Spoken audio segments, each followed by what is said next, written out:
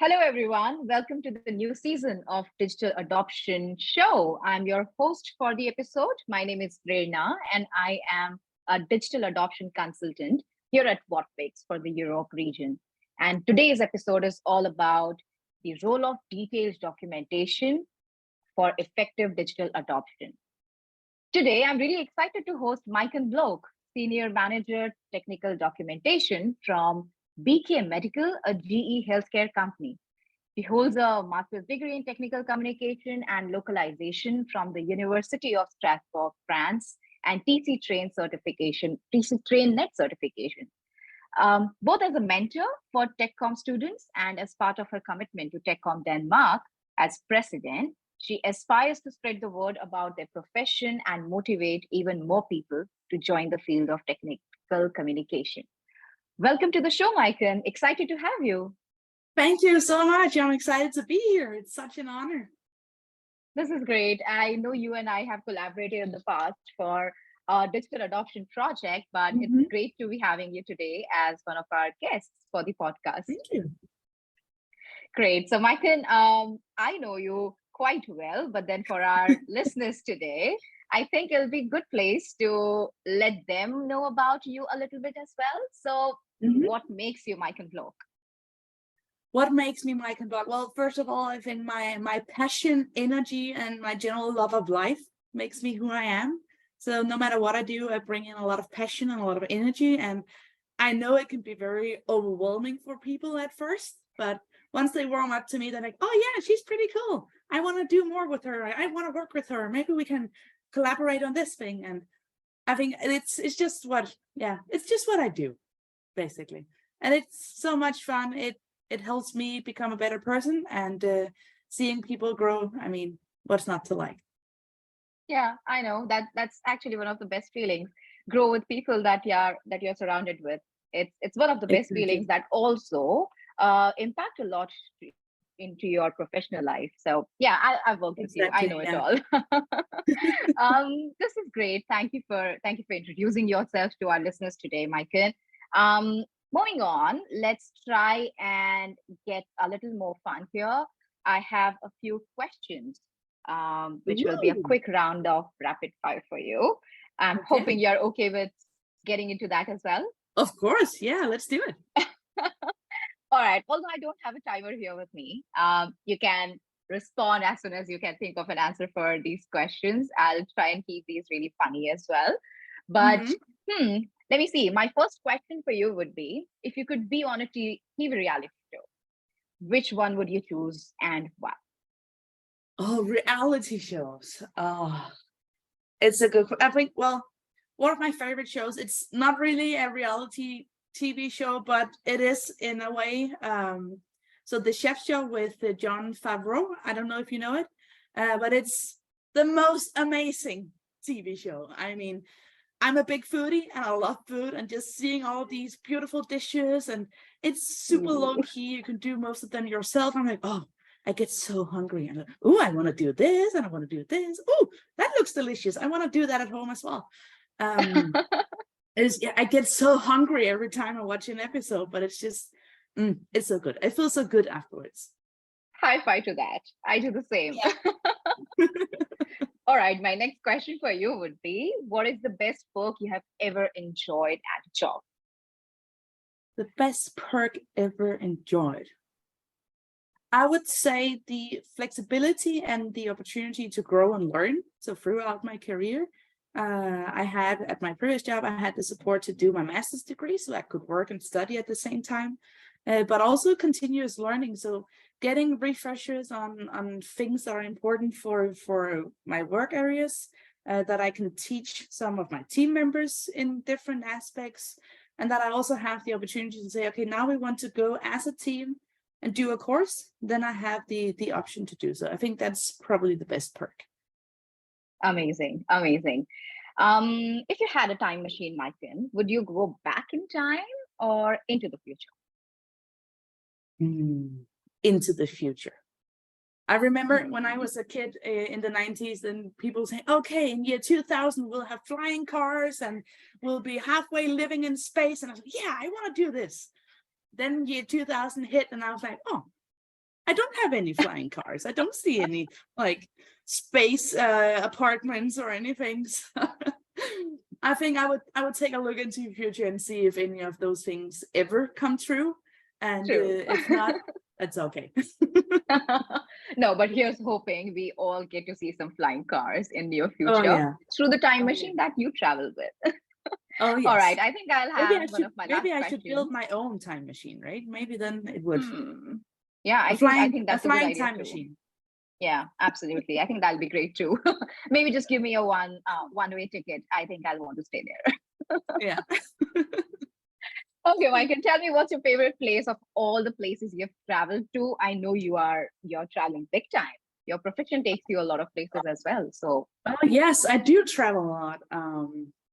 I'm not sure that I really can pick a favorite because I've been so many great places, but one of my favorite memories, at least from vacations or traveling, was from when I was a kid with my parents and siblings. We used to, so I'm from Denmark, and Denmark is a fairly small country. So what we did every summer was we packed the car, then we drove to some place in the country, and we rented a summer cottage, stayed there for a week, and then discovered those areas. And I think I have some of the best vacation memories from there because we were together as a family, we discovered our country, and it was just such a nice way of learning where you sort of come from, what your country has to offer. And then we could start like looking outwards and exploring the world. sounds so beautiful. In fact, it's one of my favorite things too, to do whenever we are here, with the whole of family. It's great. It just gives you a lot of comfort and exposure. Of course, like you said, exploring Denmark was very, very good for you. So yeah, I can totally relate to this. Absolutely. This is lovely. It also encouraged me. So I lived in Germany for a while, and when I had time off, I was out exploring a lot of things in Germany, the same way I did when I was a kid in Denmark. So it taught me a lot also about Germany, which I think is very good and healthy to learn more than just your own little space. Yeah, absolutely. This is great. Thank you so much for participating in the quick rapid fire round. But okay, I think let's try and come back to our topic today as well. So help me understand, Maiken, the use of documentation in the digital adoption space, and how can we relate it to the user adoption process? Right, and it's a beautiful question. I think, first of all, well, no matter what product we make, right, we aim at making it so good that the documentation isn't needed. But on the other hand, we really want to help people if they get stuck. And I think that's probably one of the biggest challenges we have as both as technical writers, but content writers in general. So we want to have really cool products, and then we want to save people, right? And often you'll see a lot of frustration from people if they get stuck in places, and that's both the virtual and physical products, right? Yes. I mean, IKEA has done a pretty good job in their documentation, just showing pictures of you need to do this and you need to assemble like this. But if we look at the digital adoption space, I think there's a lot more to consider and a lot more to think about when we create our content. And I see help documentation as a safety net. Of course, I want my products to be super intuitive and high usability and really good user experience, but we all know that at some point some users will have the frustration, and then we should be able to save them with our documentation. And even, I mean, in some areas it's even a legal requirement that we do have the manuals or help pages. So there's a lot we need to live up to. Yeah, absolutely. I think I like the point where you said that documentations are actually your safety net, of course. As a user, I mean, from the other side of the table, I can vouch for that. I think IKEA was a great example that you gave as well. Pretty easy to understand. I think actually also when we look at the users from a youth perspective, right? We look at, okay, I have this feature, I need to present it in a good way. I need to teach people how to do it so they actually adopt the product more, right? In that situation, I would say we need to take the users even more by the hand and say, okay, you need to click here, and then you need to click here, then this page will load, and you need to do some things here. Hey, congratulations, you did it. So giving that little win but the user like, oh, okay, it wasn't as difficult as I thought. Check, I did it. Victory! You know, it's Absolutely. sometimes just, it feels so good. And I know when I take new systems into use, I'm like, okay, I'm used to doing this, but I know I will hit some challenges. And then sometimes I'm just looking for, okay, where are the holes in the cheese here? What didn't they think about in this guide? And yeah, but it's just an old habit, right? I relate to that. I try and dig into a couple of holes as well, even though there's a complete perfection to a product. But yeah, I relate to what you're saying. So it's Yeah. really interesting. Maiken, any real life examples that you would like to share where the right documentation played a vital role in increasing the user experience and followed by software adoption? Yeah, absolutely. So I used to work in a software company that did a software to help people track their time and manage their projects. And when we first introduced a digital adoption platform, we actually saw that the step-by-step guides we did in our software actually took away some of all the, you can say, simple support questions we had in the customer success team. So they got more time to actually focus on customers. So I think we reduced the number of support tickets by, was it 40% or something, 40%? That's massive. It is. It was like, how do I create a new employee? How do I track time on a project? How do I create a project? So all of these relatively simple things in the system, we could make a guide and we could teach people, okay, click this icon, you get the guide, you can start the guide, and it will take you to the right places. So all that time we freed up, we could actually spend on being proactive in our customer service and our customer success management, and find out, okay, we have some customers over here. They used to be a bit not angry with us, but a bit dissatisfied, and we could channel some of the time and resources into communicating with them more, building better relations, and actually retaining customers based on a simple implementation like this. I think that shows how powerful a digital adoption tool can be. No matter which platform it is, and no matter what, I think, software product you use, it helps you a lot. Then after a while, people found out, okay, this is how we use it. Then they found out, okay, if it's this easy to use, then there must be something more that I can use in the system. So we could see in some of the statistics that they actually started using different parts of the system that they hadn't used before. So it also helped us sort of keep people in, lock them in and have them on for a longer time.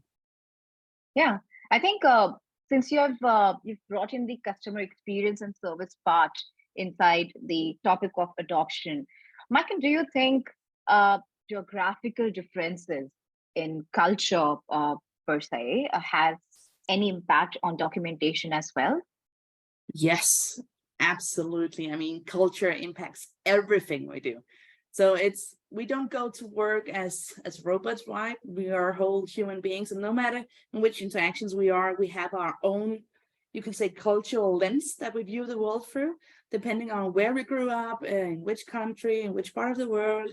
Did I travel a lot? Did I live in more countries? So we always have something in our little backpack that we sort of take out. We don't even think about it. It's just something we do because it's the way we brought up, that we have learned a lot of let's say stereotypes, prejudice, that it's just part of our culture. And then when we meet someone from a different culture, we're like, oh wait, what's going on here?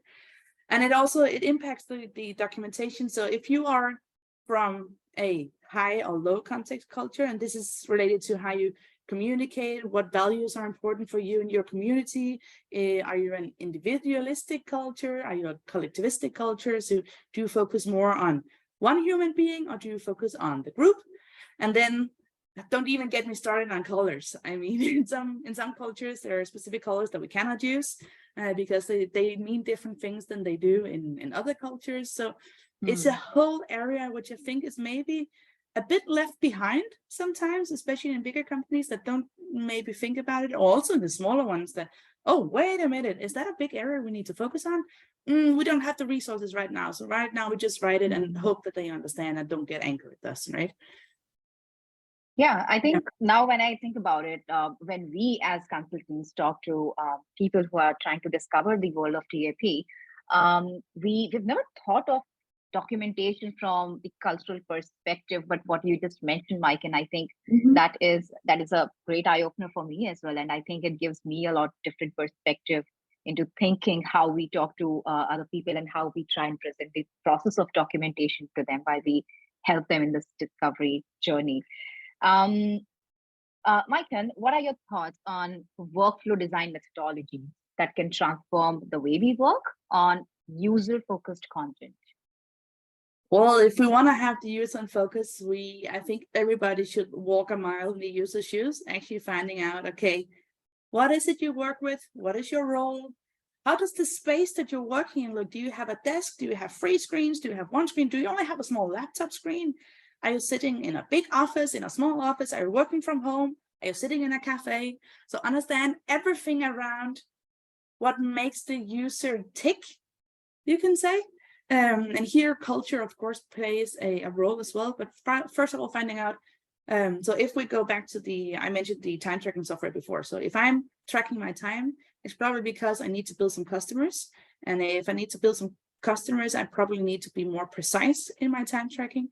If I work in a company where it's just to collect and get an idea of how much time do we spend on different areas, but we don't need to build it, I may not be as precise in my time tracking and as I would be if I build the hours. And when we are working with systems, we know that people will sometimes be happy, they will sometimes be frustrated.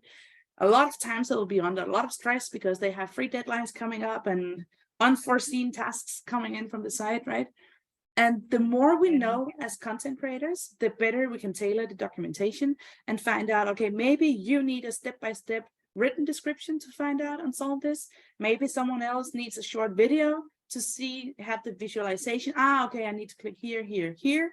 Or maybe someone needs the in-app guide and there you have to think about, okay, they are stressed, they have a deadline. How many steps can I add in this guide to still make it work and help them succeed with what they're aiming at doing, right? And all of this helps us better tailor the documentation. And then an absolute must is to do user testing. So once we have made some documentation, then test it on a few users. Start with somebody internally who maybe somebody who don't know the system that well and somebody who do, and see what are their reactions. Do they get stuck somewhere?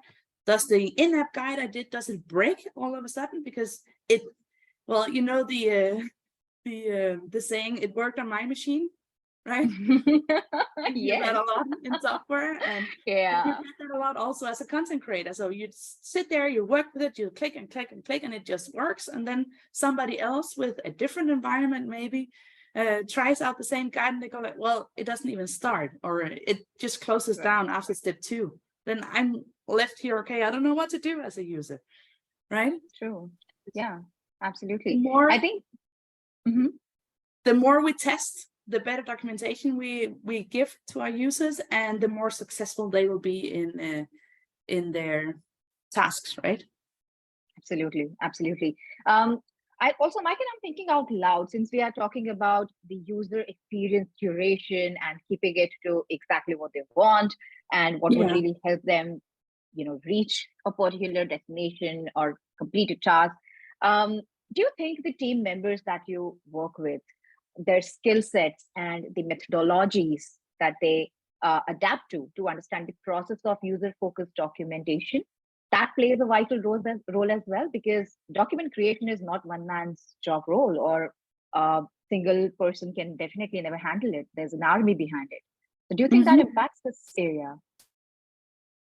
Well, I think if you have the luxury of actually having a team, you're quite good off. So my experience is that in smaller companies, you're often alone. You're one person doing everything, right? So if you have a team, you're quite lucky. And of course, when you have more writers, you also have more knowledge, you have more skills, and you can take different parts and put it into play. And the more the writers understand and actually have the ability to put themselves in the place of the users, like a bit like I mentioned before, well, the better documentation will also deliver as a team.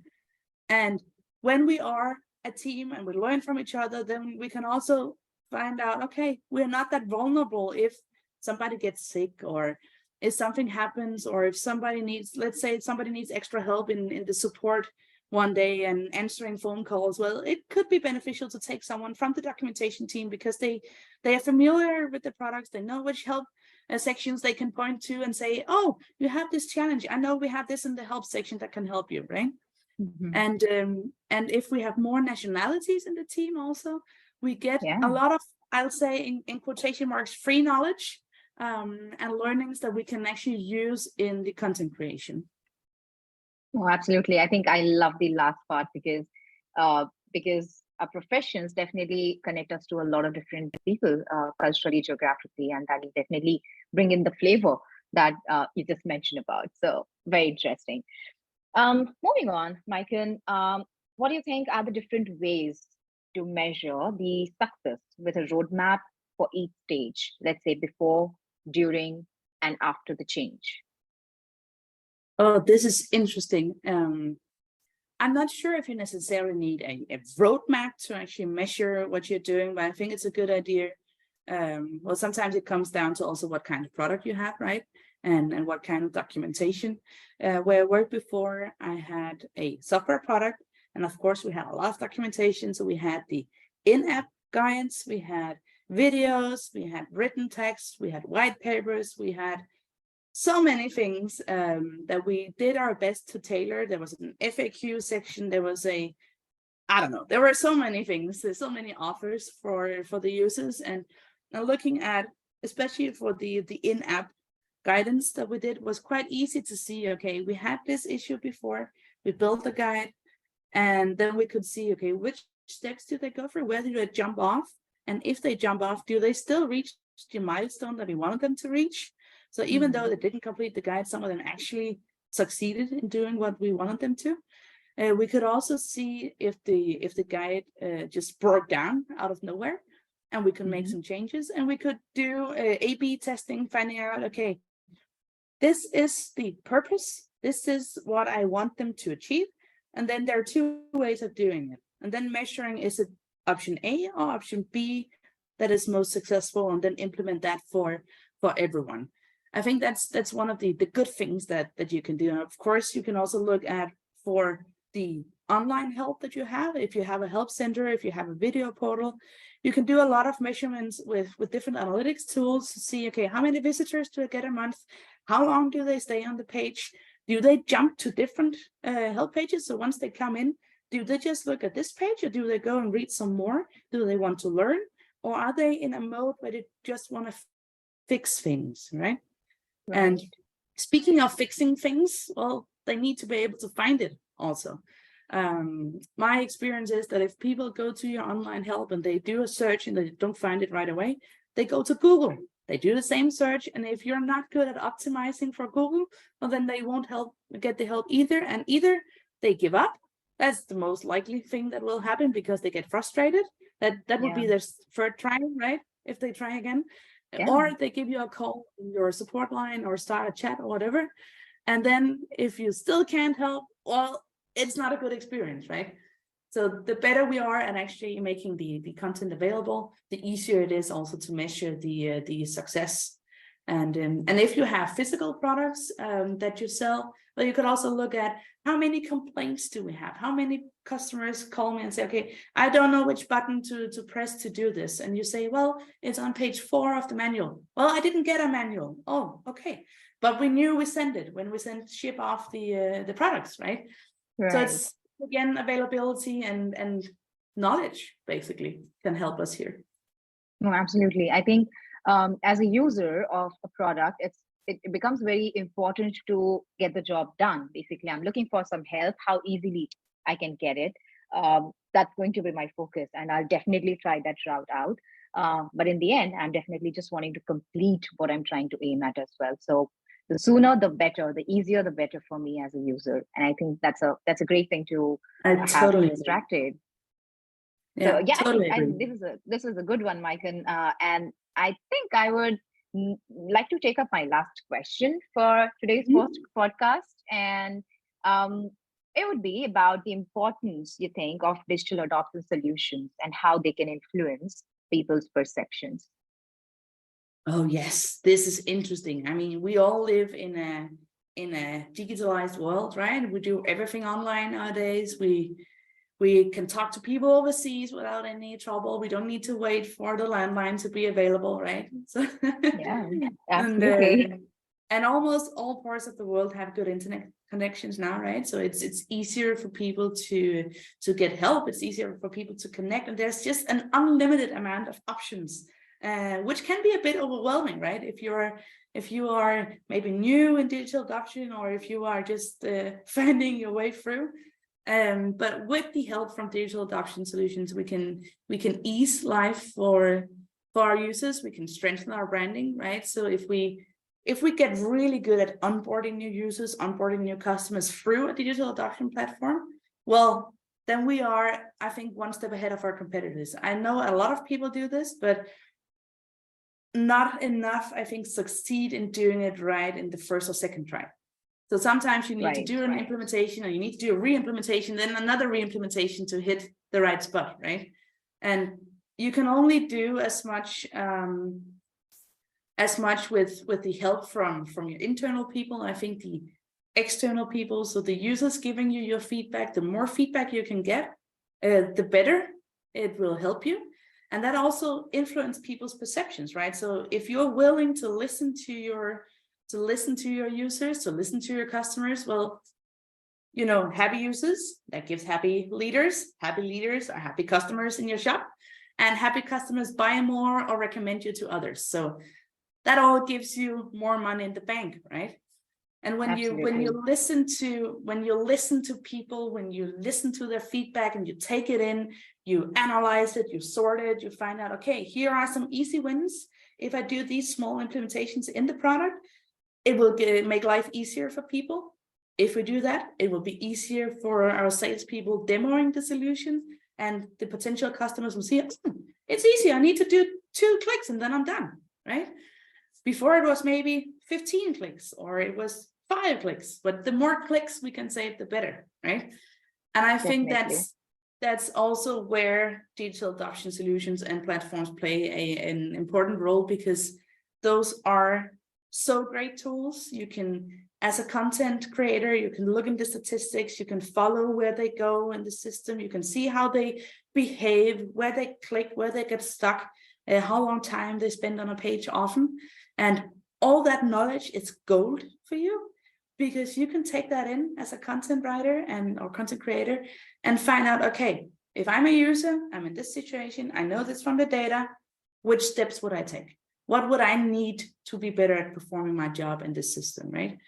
And if it's a person only working in that system, it will just mean the world that you have a supplier that take your input in and actually do something about it, right? Often, I think as a software user, I see a lot of companies just, hi, we want your feedback, and then nothing happens, right? But if you get very good at having that dialogue with your customers, the direct dialogue with your users, I mean, then you have so many ambassadors out there just waiting to help you, even though they don't realize they might actually give you some new customers in your little shop. That's very well said, Maiken. In fact, while you were speaking, I was just thinking about this, that as a user of any product, what would make me feel empowered is being heard. I'm the actual user. You created the product for me, and if I have got something to say, I have a feedback for you, good or bad, I being heard would definitely put me in a great position. And and of course, if I see that feedback being implemented into the product, or the help or guide that I get, it will definitely let me to confide in your application or your product more. And of course, I'll be spreading up words about it. So yeah, definitely, it's one of the routes to get more business. Yeah, imagine you sit there as a user, you spend a lot of time describing, this is my workflow, these are my challenges, this could be a benefit for me, this would save me so much time if you do this. And then you see let's say you see it in a newsletter, oh, we have done this to improve the user experience. You're like, hey, wait a minute, that was my idea. Awesome. It actually helps. My time is well spent doing this. I did my thesis on actually user feedback in software development and how that can impact both the development cycle, so how we develop our product, but also the documentation and customer satisfaction. And the more help you can get, and feedback is a help for you, right? Both the good and the bad, because you can find out, okay, in the documentation, maybe they say, well, I don't want to read 10 sections in this. I just need this knowledge to actually complete what I want to do. Okay, then we can cut down the information, because as writers, we have a lot of knowledge and we want to pass that on to everyone who wants to listen, right? Right. At least, well, I feel that way. And when you sit there, you prepare your content, you're like, yeah, this is good structure, this is awesome. And then the users get it, they start using it, they're like, okay, this is, I don't need this. I just need this section, and then I'm good, right? So if we can make it more simple and easy based on the feedback, then they will also be more happy. And yeah, I mean, happy people just make a better world, right? Totally. I completely agree to that. So yes, having a precise help given to people is also definitely important in today's world. We've got no time. Everyone's rushing for something or the other. So no time to definitely find out or hunt for your help or guide. And of course, if you get it in a right way, at a proper place, or at one place that you know of, it's great for you. It's time saving for everyone. Does the job well for you, for company, everyone. So I think that's good, Maiken. Thank you so much for all these thoughts. And I think this was a great knowledge sharing session that we had here today with the podcast. And I just want to thank you for everything that you shared and coming down to talk to us today, sharing about your experiences and everything else. So thank you, Mike. And I hope this was equally good for you too. Oh, yes, I loved it. I'm happy to come back anytime. I mean, I think the more people know, the better they get in general. And if I can contribute to that, I'm just a happy camper. We'll be happy to have you back again, Maiken. So thank you for that. I hope we have also inspired people to go home and take a look at, okay, what is it actually that we do here? Are there things that we can improve? Should we ask for more feedback? Should I take some of the cultural things into consideration, right? And then, yeah, let me know how it goes. Definitely. So thank you so much, Maiken, again for talking to us, and I'll be seeing you very soon. Oh.